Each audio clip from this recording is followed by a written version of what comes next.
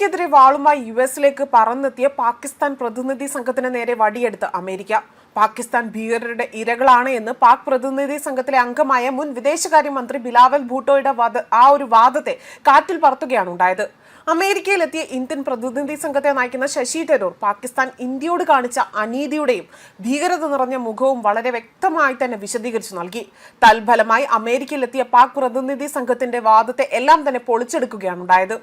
ഇതോടുകൂടി തന്നെ ഓപ്പറേഷൻ സിന്ദൂറിന്റെ ഭാഗമായി കാര്യങ്ങൾ വിശദീകരിക്കാൻ അമേരിക്കയിലേക്ക് എത്തിയ ഇന്ത്യൻ പ്രതിനിധി സംഘത്തിന്റെ ദൗത്യം പരിപൂർണ വിജയമാണെന്നാണ് വിലയിരുത്തപ്പെടുന്നത്. പാകിസ്ഥാൻ ഇനി എത്രയൊക്കെ കല്ലുവെച്ച് നുണങ്ങൾ വിളമ്പിയാലും അതൊന്നും ഇവിടെ വിലപ്പോകില്ല എന്നതാണ് ഇതിന്റെ ഉദാഹരണം. ഭീകര സംഘടനയായ ജെയ്ഷെ മുഹമ്മദിനെതിരെ നടപടിയെടുക്കുവാനും രാജ്യത്തെ മതന്യൂനപക്ഷങ്ങളെ സംരക്ഷിക്കുവാനും പാക് സംഘത്തോട് US ആവശ്യപ്പെട്ടെന്നാണ് പുറത്തുവരുന്ന റിപ്പോർട്ടുകൾ സൂചിപ്പിക്കുന്നത്.